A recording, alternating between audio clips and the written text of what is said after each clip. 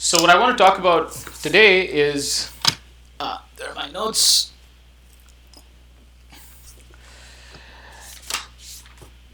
Is sort of the final data structure that we are going to be discussing, the hash table. Now, in all honesty, there's not going to be any assignment on building hash tables or implementing them, nor is really the implementation of hash tables. It's a deep topic, but it's not something that I want to cover in great detail. What I just want to convey to you is what a hash table is, what its guarantees are in terms of big O notation, and give you a sense of how they're constructed. So I might not go into a lot of implementation details of the hash table. So in many settings, and I want you to think about the Mark Twain setting, where what you stored were word frequency pairs. Right? And so what you typically got was, you can think of the word as like a key, and the frequency was a value associated with the key. Right? And the most, yes. Oh, I'm sorry. Okay, let me look.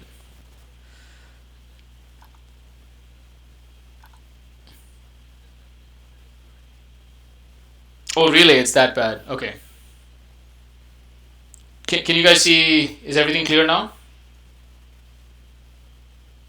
Okay.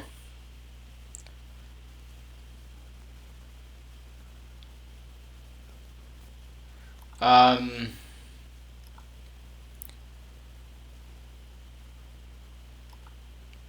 so what I can do is I can actually drop the screen share then.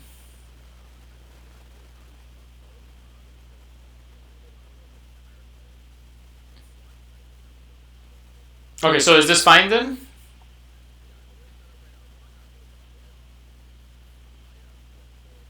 Okay, thanks. All right. So yes, you have key value pairs, right? So you had word was a key, and you had the value being the frequency. And if you thought about what you did over here, you did inserts, you did an update. Like you insert a word, and you update the frequency for a word. So what you did here is, you can think of insert a new key and update the key with a new value. And so keys are distinct.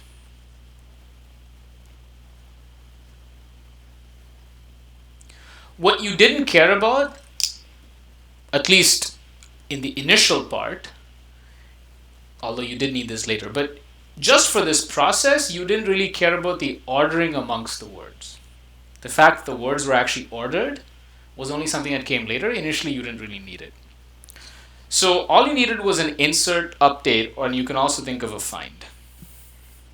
So a hash table is the perfect data structure for these operations. But before we get there, let me ask you a question. Suppose we used an AVL tree for these operations. How long does each operation take? Theta of 1, theta of log n, or is it theta of n? Suppose you used an AVL tree for these operations, then how long would it take? So I'll just run the poll here.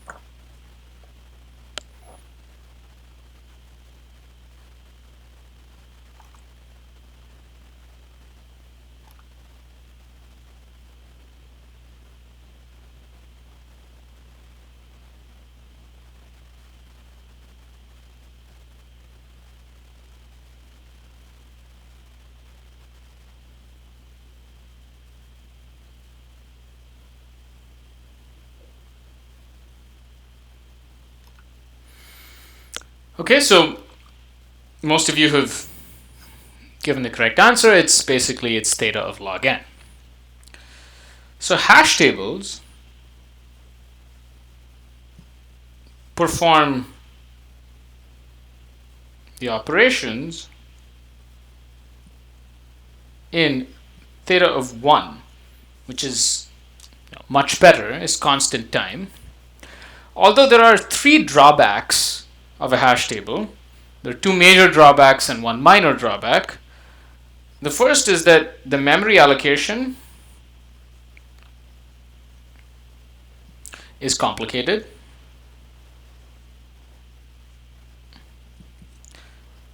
The second, deletion is complicated.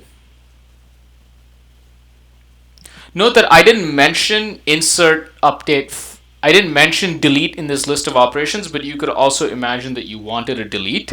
And of course, the AVL tree will just do it in log n.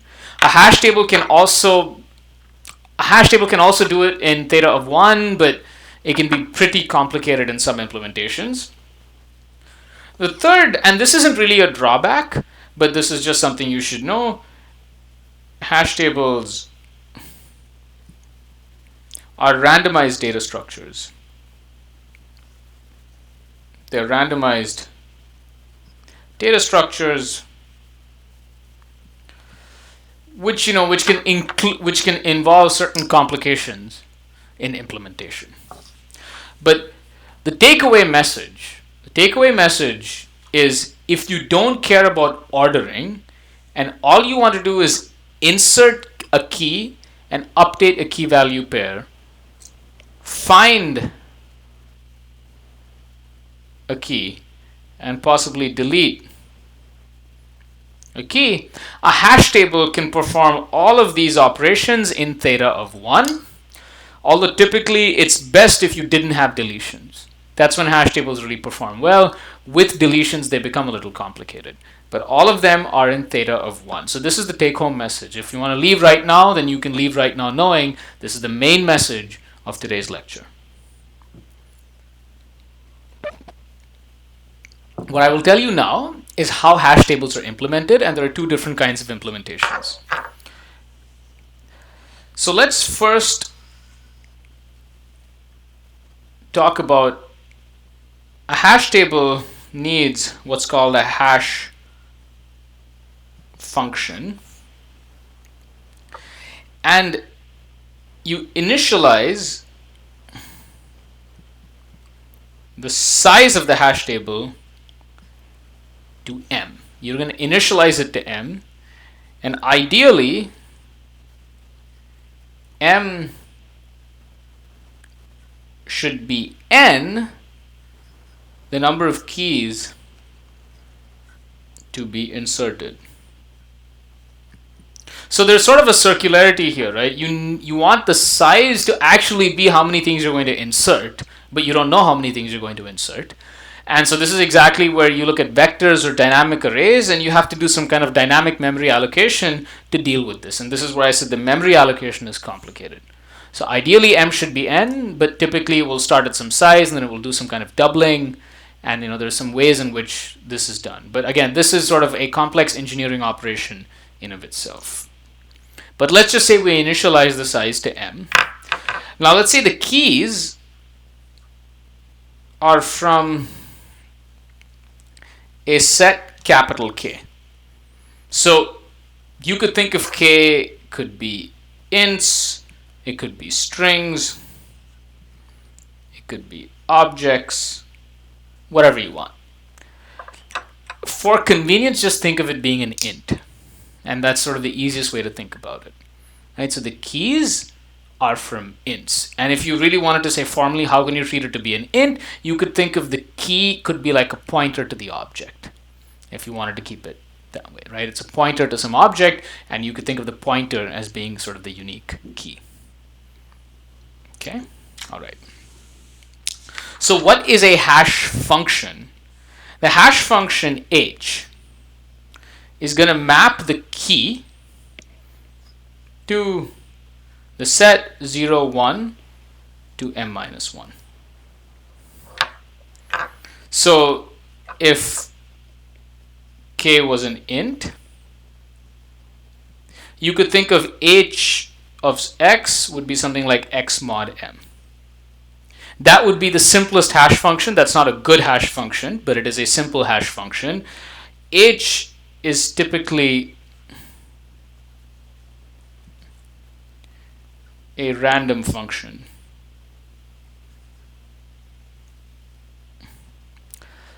And this, what do I mean? Why did I put it in quotes? Because how does one even construct a random function? There's a whole theory behind it. To step away from all of that complexity, let's just think of it's some function that assigns every key to something random in 1 to m. And the way it does that is not important, but what is important is that this is just some function that can be quickly computed. So given x, you can compute h of x. Okay? Now let me tell you one implementation of a hash function known as chaining. So the best way to describe it, let me just describe it sort of at a high level, and then I can tell you exactly how you would code it. We'll create m bins, or sometimes they're also called hash buckets. And also called hash buckets, but we'll just create m bins. Okay, so those bins are numbered from 0 to m minus 1. Store a key value pair in the bin h of key. So you look at the key, you compute h of key, so maybe h of key is here, and you imagine storing the key value pair over there. Okay? Now you could have key and key prime being this. The hash function might map two different keys to the same bin, and this is called a collision. So multiple key value pairs could actually be staying at the same bin. So how do we deal with that? Each bin is stored as a linked list.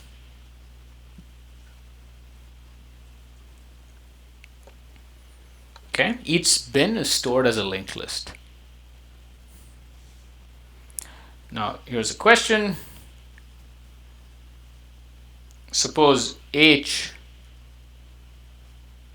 is a random function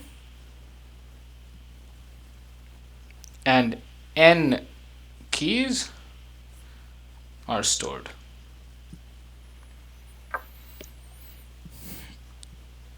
What is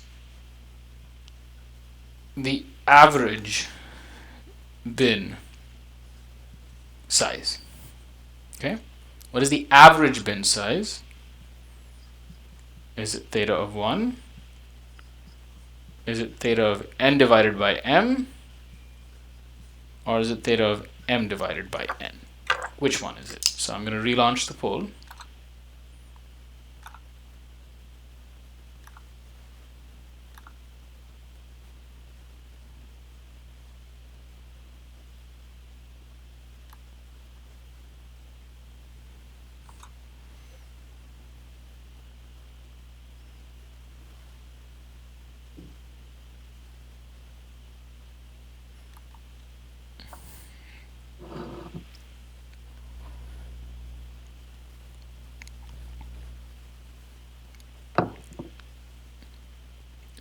I'm sorry, bin size.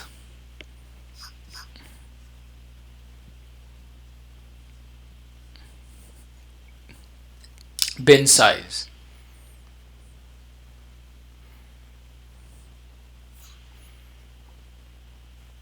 So m is the number of bins. Right? So there are m bins. This is the hash function is mapping things to 0 to m minus 1, which are just m bins. Right? So there are m bins. I should have said that here. M bins.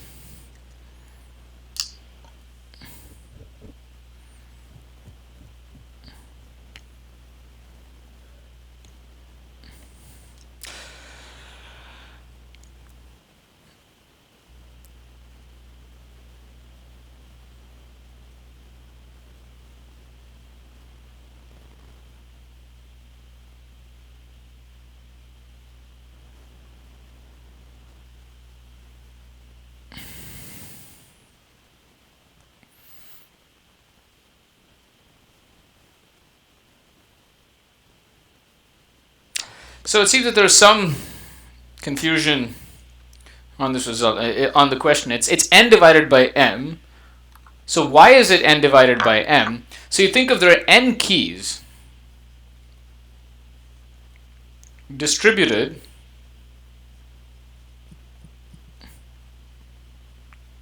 among m bins.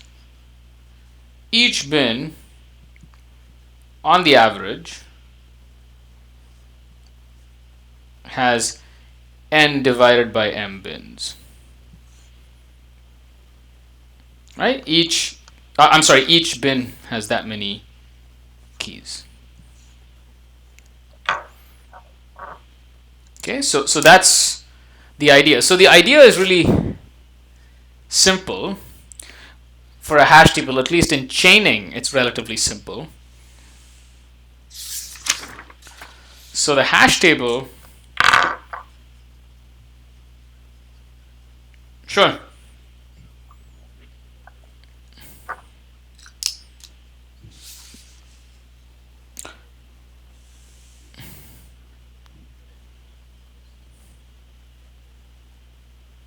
Yeah, exactly. Precisely. That is the point. So in an ideal world, if m was roughly n, then you would get theta of 1. Mm-hmm. In the worst case, it's a good point. The worst case, the bin could be n, right? Because if all the keys ended up in the same bin, then, well, one bin is going to have n things. But this is where I said it's a randomized data structure. So if h is a random function, the odds of that happening are vanishingly small. So in the analysis of hash tables, you have to bring in this sort of average case behavior over randomized. It's a randomized algorithm. This involves a lot of complications, and we have to bring in probability theory for a formal analysis, which is beyond the scope of this course. But hopefully you get the idea. The idea is that if m is close to the size of n, and the function was randomly distributing these, then you expect that pretty much every bin has around n divided by m items, theta of that. And so as long as m is theta of n, this is theta of 1. And then operations become pretty easy. So let me describe the formal data structure, and then I think that you will see how the theta of 1 holds. So a hash table, and this is the implementation through chaining. A hash table is an array of m linked lists.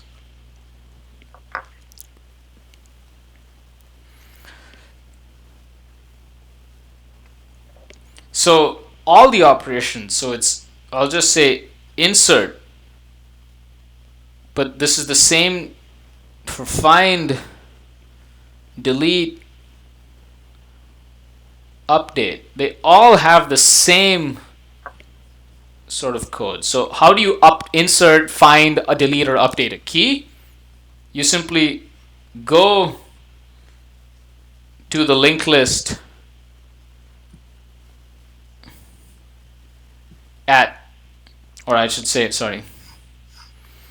go to the h of key linked list. Right, so we said it's an array of m linked lists. So you go to the h of key linked lists,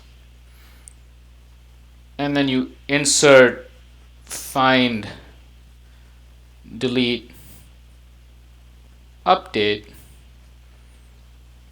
key in that linked list.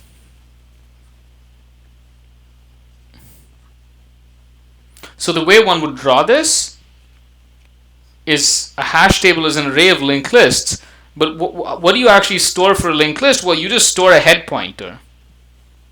So this is m, this is m, and so this is a head pointer to some linked list. And some of these might just be null, and some of these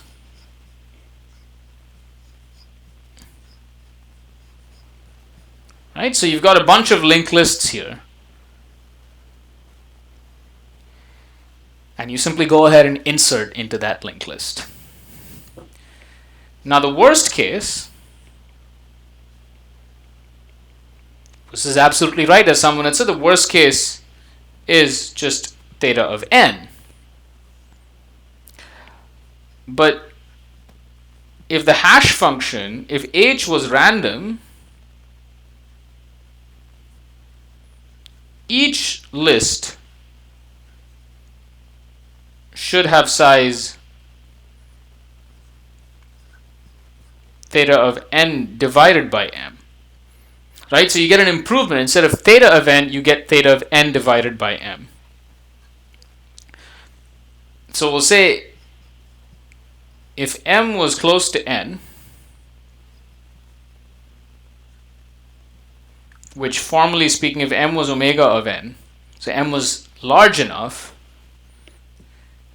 then theta of n divided by m is just theta of 1. So constant time for all operations.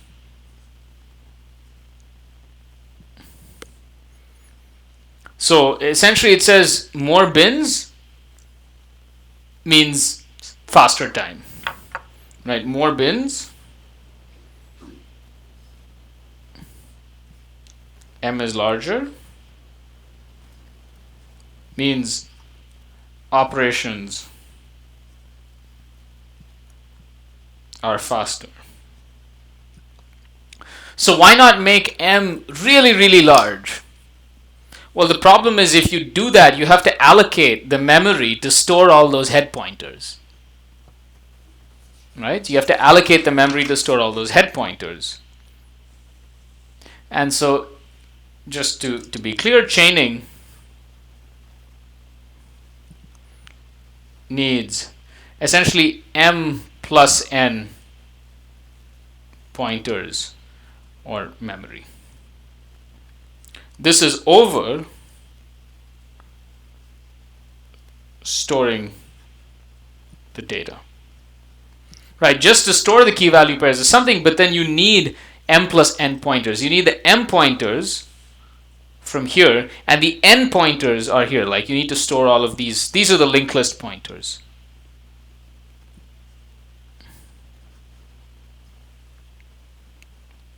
Okay?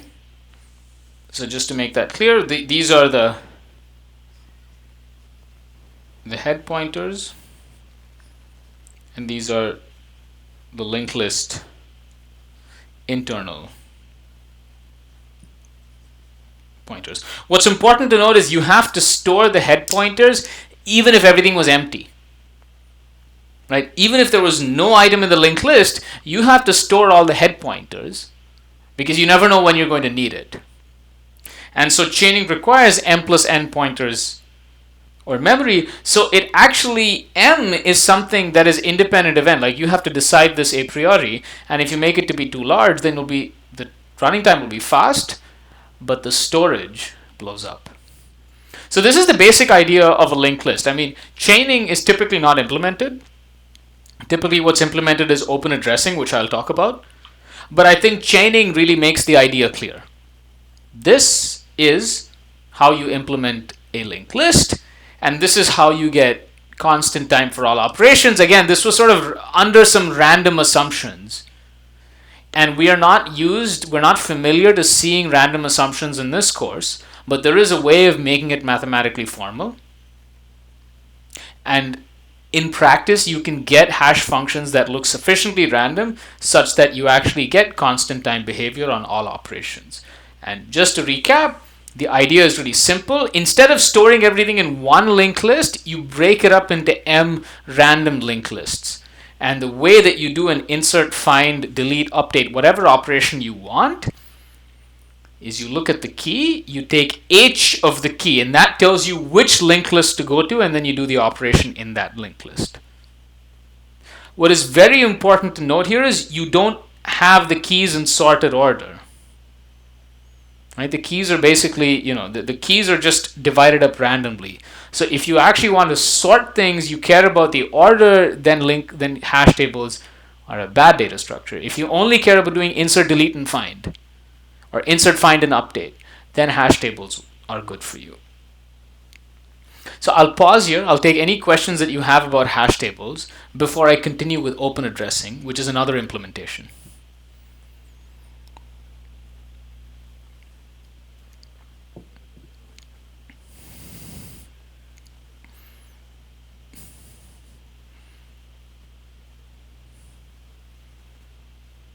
You could sort each of these linked lists, but then across the linked list you don't have things in any kind of order.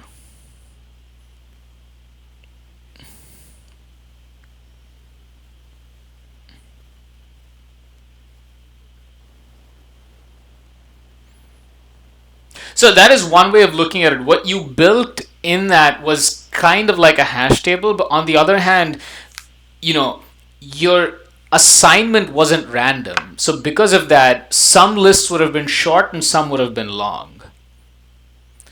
Like,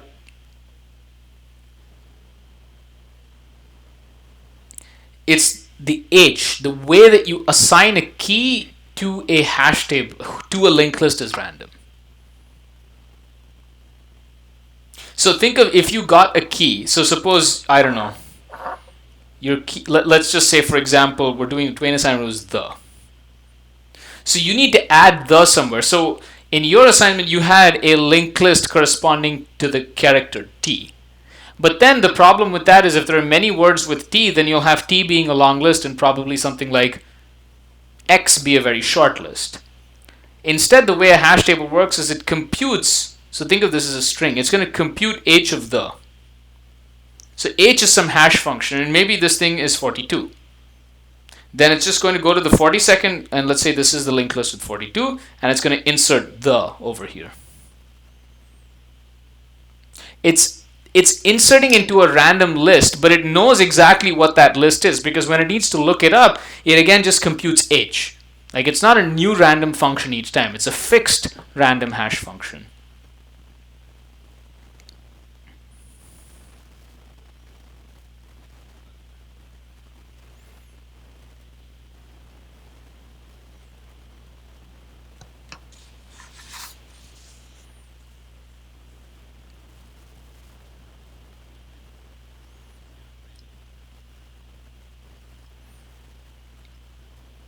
So think about H being X mod M, where maybe X is the pointer storing the object. We can start with that.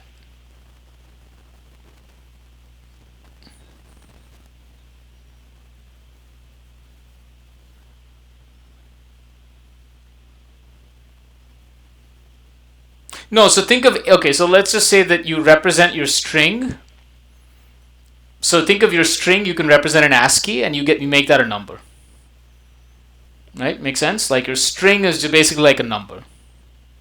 You just take that number mod M, and that gives you a bucket. And you go ahead and insert it into that bucket. Right? So I think this is the best example to look at. It's a simple function that actually takes any, and so you think of the keys as ints, and if you wanted to think of strings, you can basically convert every string to an int, maybe just by stringing together everything as an ASCII in ASCII.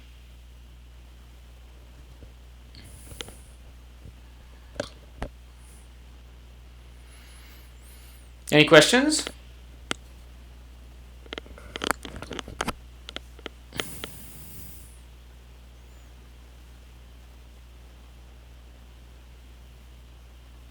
Say that again.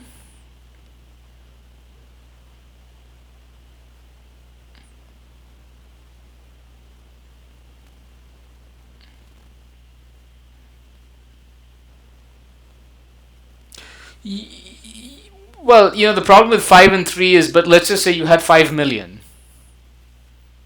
And you had 50, I don't know, let's take simpler numbers. Let's say you had 1,000 bins and you inserted 1,000,000 objects.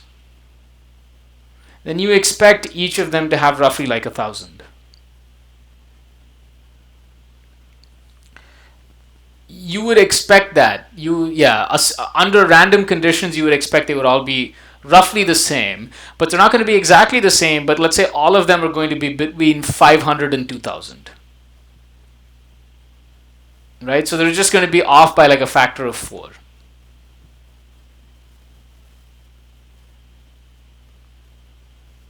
This is where theta of n by m comes in exactly.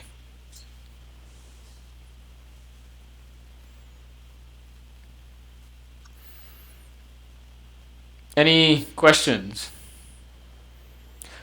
I stress that it is not important that you understand like how the probability works or how any of this works. The only thing that you really need to understand is in chaining, you can basically break it up into m linked lists where you randomly assign every key to one of the linked lists, and you need m plus n pointers. Like that is what you need to know. And what you get is theta of 1 for all operations if m was comparable to n. So when you have a hash table, sort of stepping back all the way to the beginning, you can get all the operations in theta of 1 if all of these things can be done, which are quite complicated. But assuming they can be done, which is what hash tables normally do, they will take care of all of the deciding what m is, all the memory allocation, everything, then you get theta of 1. So in chaining, the deletion is actually not complicated. The deletion is quite simple, but then the memory is, it needs all this extra memory. And so I'll give you the description of open addressing where there's a trade-off. The deletion is pretty complicated, but it uses less memory. Okay, any questions?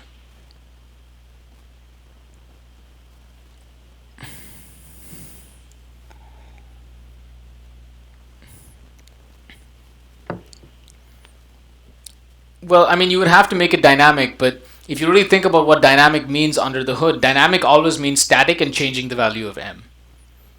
When you allocate an array, you have to specify how much memory you want. And then after some time, you need more memory, you'll go and reallocate. Yeah, that's why it's complicated. Exactly. Yeah.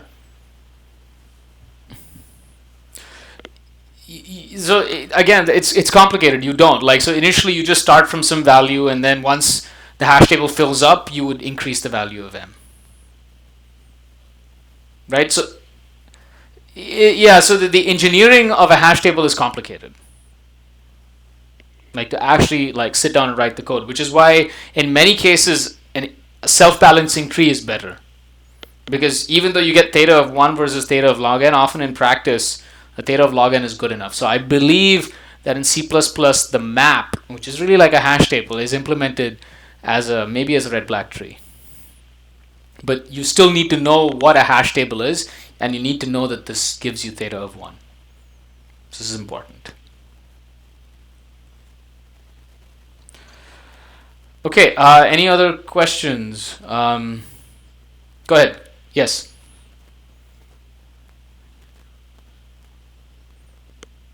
Mm-hmm.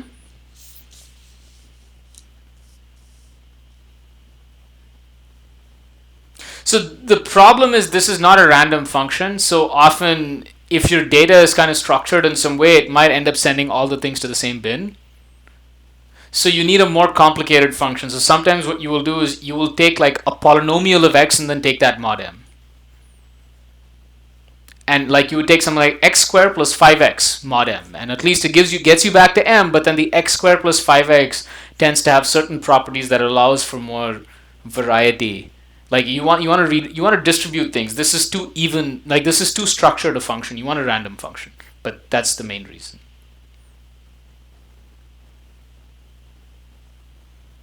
Yes.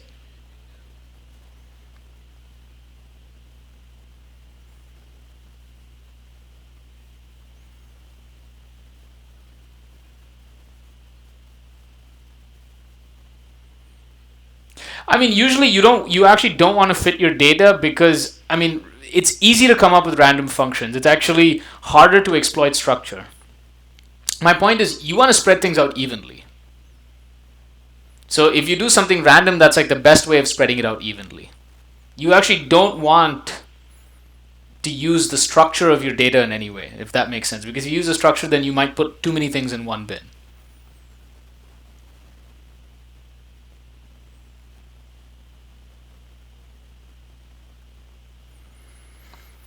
Okay, so I as long as you understand what's going on, I'd like to continue. Again, like the discussion on the actual randomness and the construction of H is a long and complicated one, and is again not part of. I don't think it's really. It's not. It's not part of. It's not salient to the things we're discussing right now. So if you understand this construction, if there are any questions about the construction or confusions, then I'll answer that, or else I'll continue.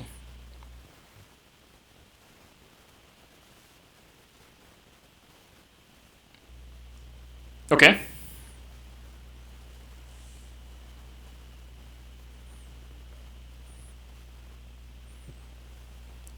Which linked list? Yes.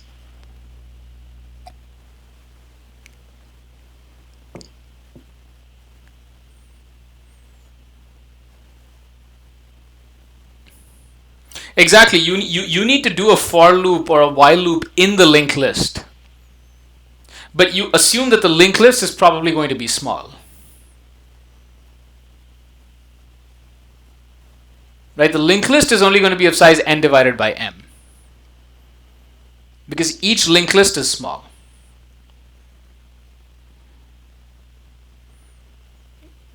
Exactly. Exactly. Okay, so let me continue. And there is another implementation known as open addressing.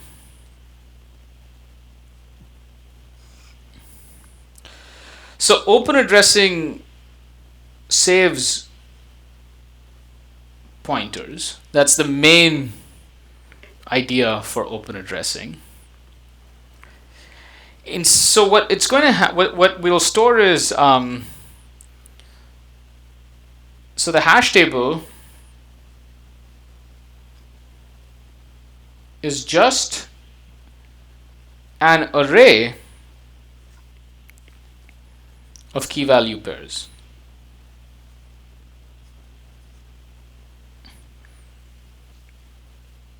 Of size m. So it's even simpler in some ways, but it's going to be more complicated in other ways. The storage is actually quite simple. So you're just going to maintain an array of m key value pairs. And so I'm going to refer to this as A. And you store a key value at the position given by h of key. That's the basic idea. Okay. Now the problem is, what happens if you insert, I'll say, key prime, value prime, such that, let's see, such that h of key is equal to h of key prime, and this is a collision. That's because in some sense this spot, which is h of key, has already been taken. So what happens in open addressing is you now find another spot and you go and put it there. And how to find that other spot is itself, like, it's a complicated, even a research topic. Like, there are multiple schemes that are used. I'll give you the simplest scheme, which is actually not the best scheme, but there is something called linear probing,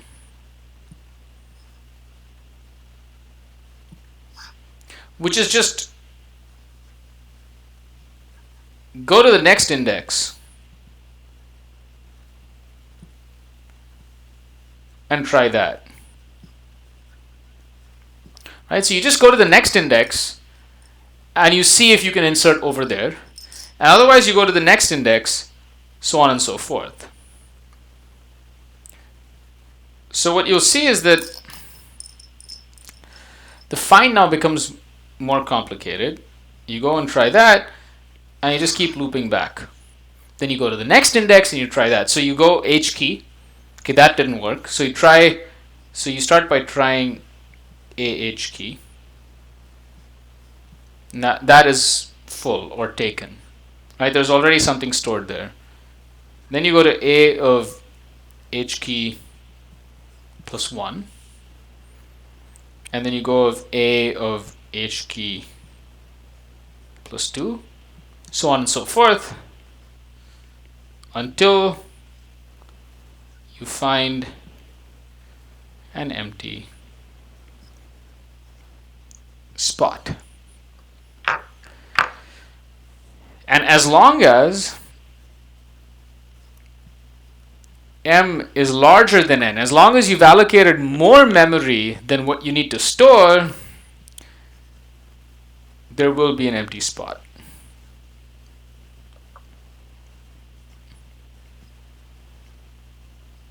So does the insertion make sense? It's more complicated than, conceptually it's sort of very different from the linked list. You start at AH key. If that's already been occupied, then you move to the next cell, and then the next, and so on and so forth. So then you go here, and you say, well, you check if there's something there or not, and maybe this is already occupied. Then you go to the next one, and if this is already occupied, you go here, and finally over there it's empty, so then you store key prime over there. Okay? Any questions about that? Any questions about that? Exactly, it will loop back around. So you basically take everything mod M. If it goes to the end, you loop back around. Okay?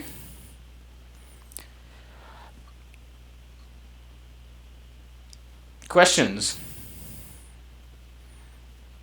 Mm-hmm.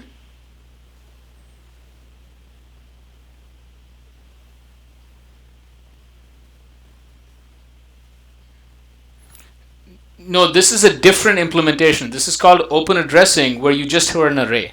So it is not a linked list. So this is a different implementation of a hash table called open addressing. And in open addressing, it's just an array, and you just decide where to stick it into the array. And if there's already something there, then you move to the next. Okay, so in linear probing, you move to the next one, and the next one, so on and so forth, until you find something that's empty, and then you go ahead and you put it down over there. The analysis of open addressing is much more complicated. Like, it's even more complicated than chaining. In chaining, I kind of showed you the average argument. Here, it's much more trickier. So, yes.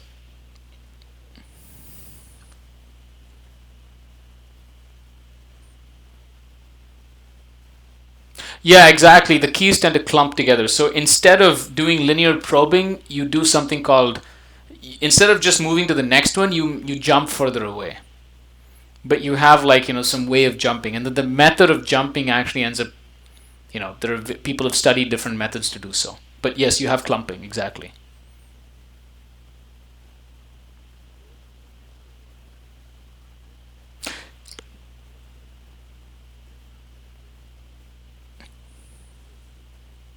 So key prime, okay, so I initially stored some key value pair, and now I want to store something else that I call key prime, a different key value pair. It just so happens that that different key value pair has the same hash value.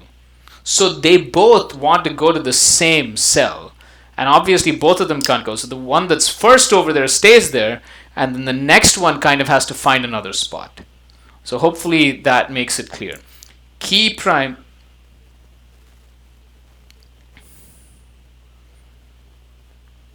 So note that as long as M is greater than N, there will always be an empty spot. Right? As long as you've allocated more memory than how many other things you've inserted, you'll get something that's empty. You'll find some empty spot. It's almost like parking, right? You have a specific place to park. You can't find that, you go to the next spot. And you keep going until you find an empty spot and just park your car over there.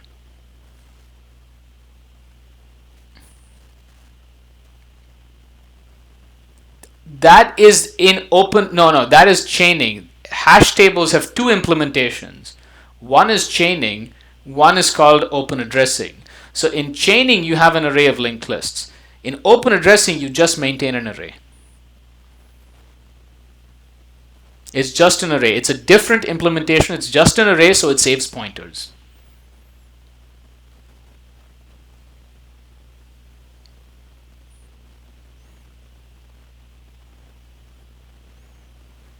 You need to rebuild, and typically they're not, in implementations you don't wait till it's full, you wait till it's like half full. Exactly, there's a load factor, and as soon as it crosses the load factor, you just go ahead and reconstruct the tree. So I still need to tell you how to search for something, because search is now more complicated, but you probably get the idea.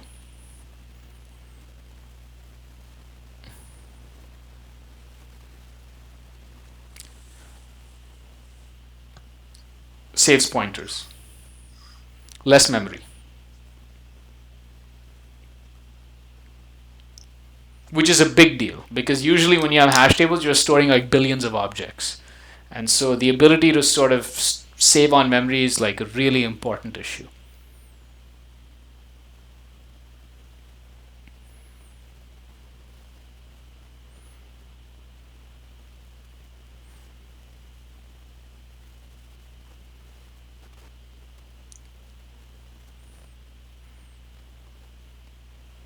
Well, you would have the same problem here, right? If you have a lot of clumping, then the search takes a long time, because you just have to keep going until you find your element. So you don't really save on that one way or the other. So let me explain how you actually find. How do you find a key?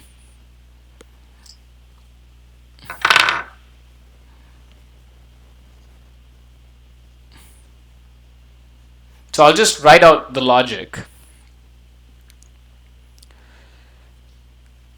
Right, so let's just set I to be h of key.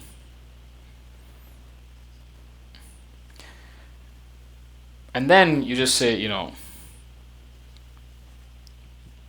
I'm just going to write this as an infinite loop. I'm just going to write this as an infinite loop, although that's not the, or maybe let me write this a different way. Sorry. So I'll say while a of I is empty, while a of I is empty,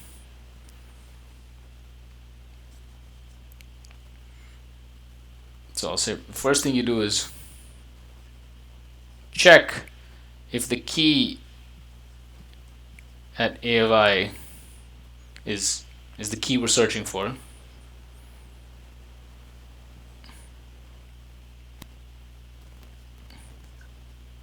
Right, check if that's the key,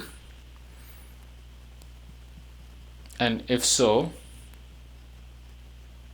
found. So let's just say you return true, or you return the object or whatever, right? And else you basically say I is going to be equal to I plus 1 mod m. And so it's going to keep looping until it hits something that's empty, and once it hits something that's empty, it's just going to return false. Right, those are your steps, right? So what it's saying is, I'll maybe draw this over here. You start at h of key. You look here, you look there, you look there. You keep looking until if you reach a spot that's empty, well, then you know that key was never inserted. Because if key was inserted, it would have to be inserted somewhere in here. So you just keep looping until you hit that point. And that's how you do an insert. I'm sorry, that's how you do a find. I'm sorry, it's basically the same logic as an insert, but just to tell you how you do find. Any questions about that? That's how you do a find.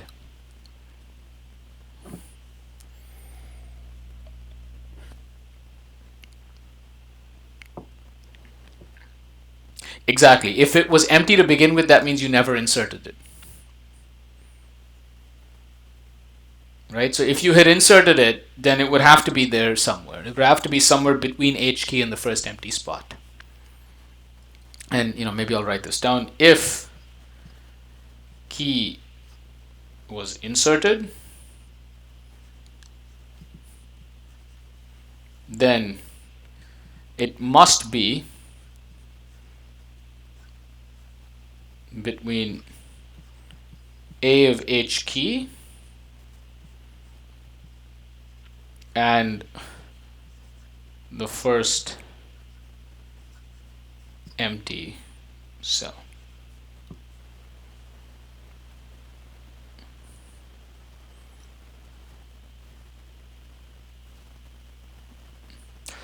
Let me see. Did I get it? You're right. Sorry. Yeah, I'm sorry. While it is not empty. Absolutely right. Sorry. Okay, this was the point that was raised. Yes. While it is not empty, you keep looping. Sorry. My apologies. So while it is not empty, you keep looping, and as soon as you hit something that's empty, then you just return. Maybe that's why the first question was asked, and I answered incorrectly.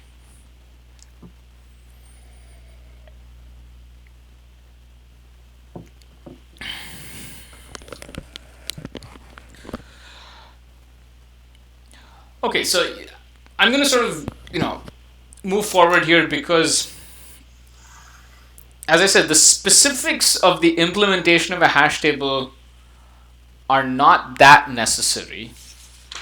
What I'm going to give you is basically, and there's one more thing I wanted to say here, like to delete, you cannot remove an element.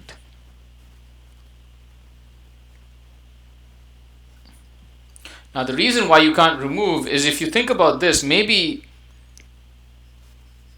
the element, your key, was stored here.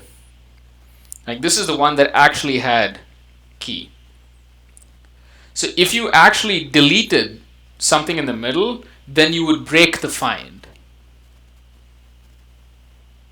Does that make sense? Because if you delete this, then you actually break the find procedure. So what hash tables do is they actually don't delete. They just mark things as deleted. That's to make sure that the find works. So it becomes pretty complicated. So delete, you cannot remove an element. You just sort of mark it as deleted, and no. The important point takeaway here is that this is complicated, right? So this leads to some complicated coding, and it is complicated to implement deletion in a hash table, in an open addressing hash table. So often in situations where you have lots of deletes, it's better to use an AVL or a red-black tree.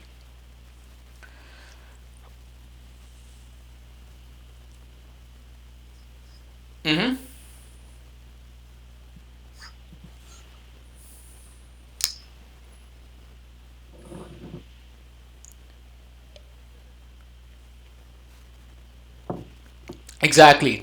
So again, what as someone had mentioned, there's something called a load factor. So you see what is the fraction of keys that you have to the fraction of memory that you've allocated to the memory that you've allocated. Right? So this is basically n divided by m. N is the number of keys, m is the total space. So when n divided by m becomes too small, then you basically rebuild the hash table. If it's too big, you rebuild the hash table. Choosing where those are part of the engineering of building a hash table. So I just want to give you the punchlines of hash tables. So hash tables do insert, delete, and find in theta of 1. They are randomized, and they're memory intensive.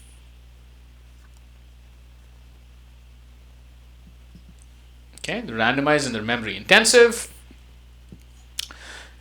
And so often, if you're trying to design an algorithm where you don't want to use extra memory, you can't use a hash table. So if you want to use an algorithm that is deterministic and doesn't use extra memory, you cannot use hash tables. And I'll sort of come back to this point when I discuss algorithms questions in a couple of lectures. But this, in some sense, is the main message that you need to take away about hash tables when you want to use them somewhere.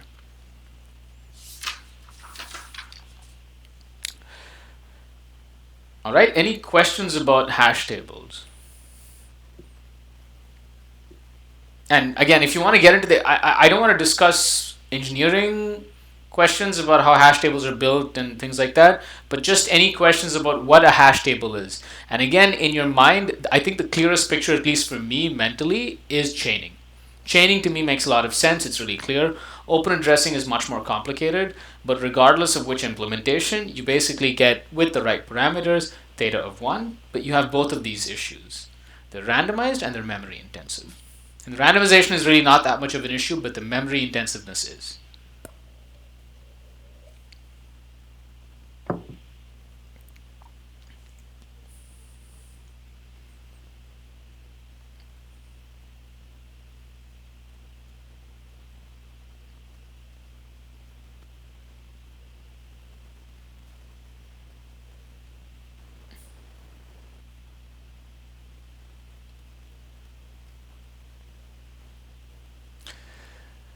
So, in both cases, the choice of the hash function matters.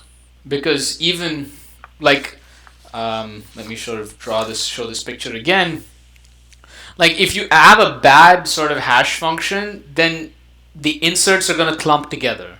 And so if you have a good hash function, the inserts will be kind of spread out evenly so that these blocks of occupied cells are going to be small. That's like saying that you're parking cars, you just park them randomly so that, that there's a lot of space around each car that you've parked.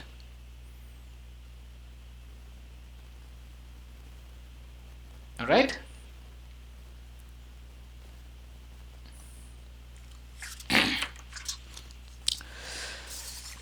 So what this brings us to is we've actually covered essentially all the basic data structures that you need for a large variety of questions and problems you need to do. So I'm going to list out all the basic data structures that we have. So we have the linked list. We have the stack. We didn't really discuss much about queues, but there are also queues. There's the binary heap, also which implements something called. So often when you see the term priority queue, essentially it's a binary heap under the hood. Then you have the binary search tree, and I'm thinking of the self-balanced binary search trees like AVL or red-black. We did not discuss red-black trees, but the running times are the same as AVL. And then we have hash tables. And sort of what I'll add are these are the trivial data structures. I'll add these at the beginning, and you can have arrays. And these could be sorted or unsorted. So these are what I call the basic data structures. I'm going to talk about graphs towards the end of the course. I consider graphs as a more advanced data structure because there are the kinds of things you do on graphs are far more complex than what you do with these data structures. I will be talking about graphs towards the end of the, in a few weeks' time. But what I want to teach now, what I want to explain now, probably for this, for the next 3 or 4 lectures, is how to use these data structures to solve various problems. So what is essential at this point, I want all of you to make sure that you know what all these data structures are and what their operations are. The running times for all these operations, you need to sort of memorize these and know these. Even if you don't remember how to implement each of these, especially implementing a balanced binary search tree, you don't need to remember. Right? That's something that frankly everybody has to open up a textbook to look at. Nobody ever in an interview is going to ask you, how do you deal with the left-left case in an AVL tree or a red-black tree? But what you are expected to know, and this is the basic 101 stuff, know all these data structures, know all the operations they support, and know the runtimes. So you need to know the operations supported by these data structures,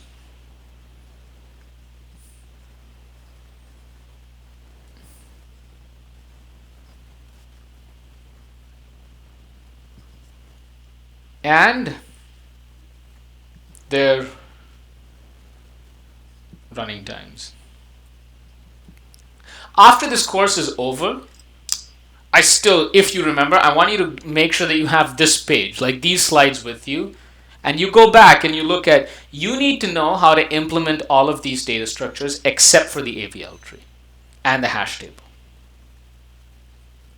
So other than self-balancing trees,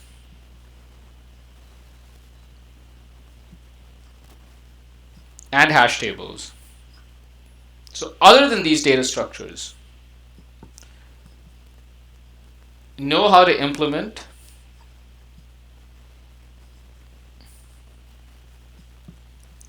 all the other data structures.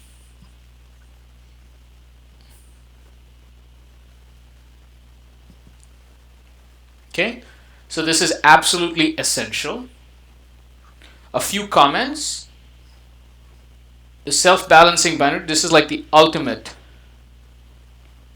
data structure because it supports pretty much every operation you need very efficiently. And the key to priority queues is that you want to do an extract max. Right? These are sort of the essentials of these. Other than self-balancing trees and hash tables, which you do not know how to, it's not necessary that you need to know how to implement them. All the others, as a CS major, as a CS grad, as someone walking into an interview, or as someone who's looking for a job in industry, you are expected to know how to implement these, at least understand the implementation. Okay, so any questions about this?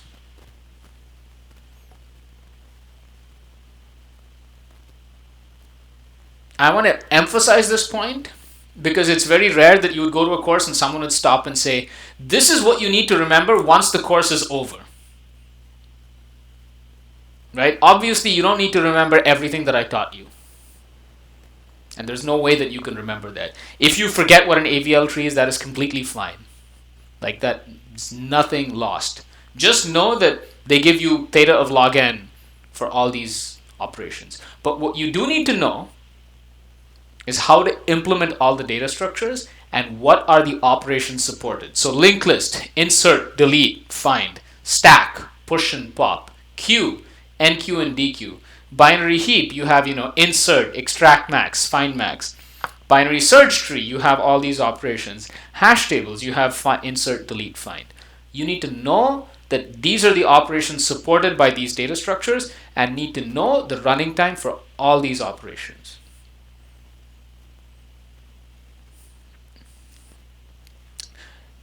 Okay, very important. These are the basic tools of the trade. Once we start thinking about algorithms, thinking about more complex pieces of code, these are the building blocks that we need to design algorithms. So you need to know these building blocks well. I am now going to give you another building block, another algorithmic technique. And with that technique and these, you can solve basically 90% of interview questions and algorithms questions that you will see at this level. 90% of the questions are going to be using one of these data structures and a technique that I'm going to introduce called divide and conquer.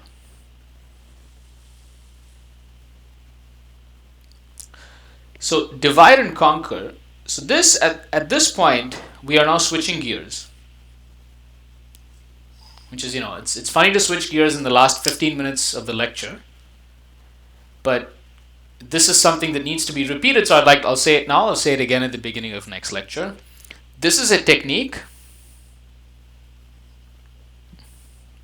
to devise faster algorithms.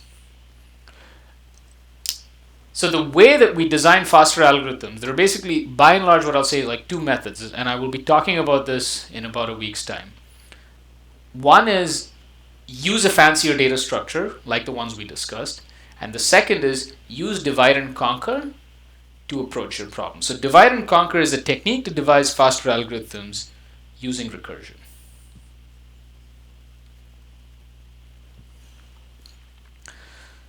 So how does divide and conquer work? Especially in the context of this course, and not even this course, but in the context of the kinds of questions that you will often see, is given a problem, and especially on arrays. I mean, this works, in general, but especially for array questions. The key is what you do is you say divide into subproblems, solve each recursively, and then you put together the so I'll solve the sub solutions. So I'll call these the sub solutions. So these are the solutions for the sub problems I call sub solutions. You put together the sub solutions to get a solution for the main problem. And what's nice about divide and conquer as an algorithmic paradigm or technique is you only need to figure out step 3. So what's remarkable about this technique is it says if you can figure out how to do step 3, which is simply how do you put together sub-solutions to get a solution, then divide and conquer automatically gives you an algorithm. If you figure out step 3, you automatically get an algorithm. Okay? And the canonical example of divide and conquer is something that you may have already seen, and it's called mergesort. Okay, the canonical algorithm is mergesort. So let's talk about mergesort.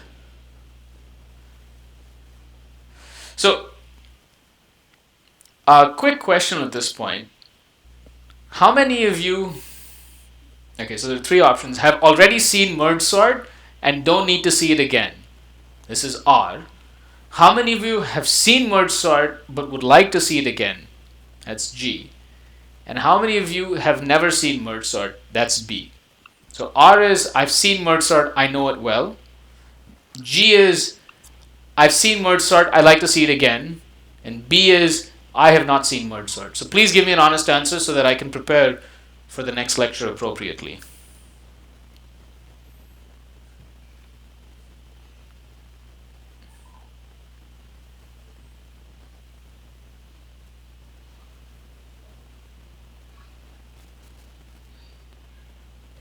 Okay, so actually, the verdict is quite clear.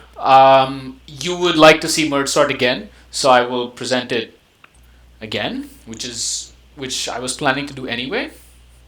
So what is mergesort?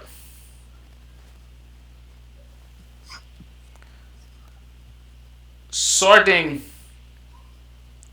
array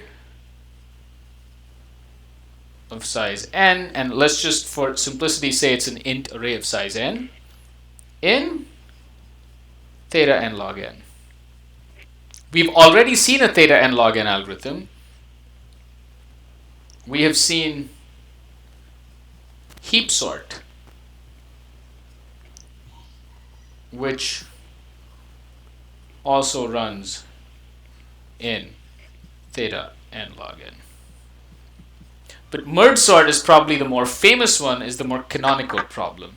And the way that merge sort works is merge sort uses the divide and conquer paradigm. So merge sort is all about doing divide and conquer. So it says put together sub-solutions to get solution for the main problem. And if you can figure this out, then you automatically get an algorithm for doing the entire for doing merge sort. So let's think about how we're going to do the entire technique. So we're going to divide into subproblems, solve each recursively, and then put together the subsolutions. Okay, so here is my array. Here's my array A. And I'm going to divide it into two parts. That's L and R. So this is the left half, and that is the right half. Sort each of these, and then put it together. So instead of trying to figure out how to sort A, let's solve an easier problem. Suppose L and R are already sorted. This is, you do it recursively. How to sort A, which is really L union R. So this is union. Right? This is set union. So how do you sort the union of L union? The combination. And so the key idea is to basically draw this picture here. So here is L, here is R, left and right. It is convenient. I'm just going to append infinity to the end. And you can think about how to implement this. It's going to be convenient in my code to imagine that the last element is infinity, so it's just going to make things easier. I'm going to describe an algorithm called merge. So merge takes two sorted arrays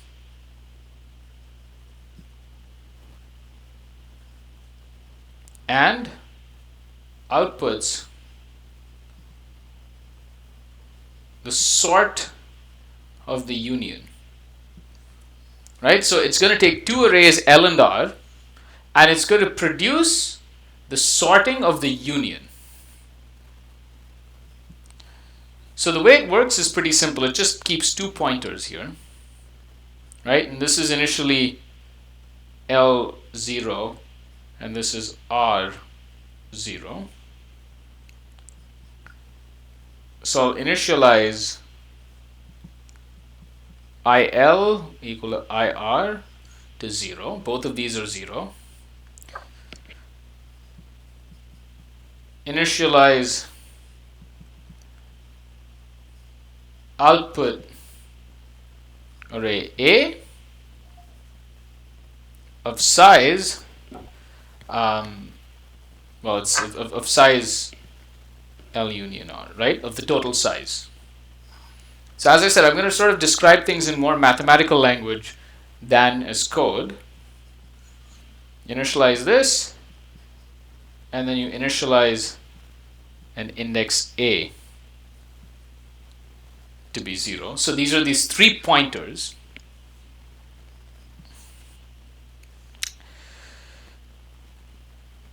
And I'll put the while condition in here in a bit. What you're going to do is simply say, compare the values of these 2 pointers, put the smaller one here, and move that pointer. Okay? So I'll say compare L of IL and R of IR, and store the min as A of IA. So take the minimum of those two, stick them in here. Okay? So this is sort of step A. Step B is IA plus plus, right? Increment this pointer. So now this pointer is going to move there. And the third step is increment either IL or IR depending on the min. Meaning that if the min came from L, you increment IL. If the min came from R, you increment IR. Okay? That is the method to merge. So what is the condition here? What is the condition? So let me write out the condition in a separate page.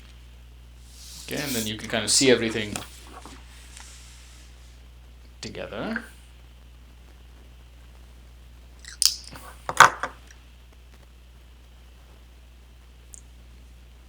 Sorry.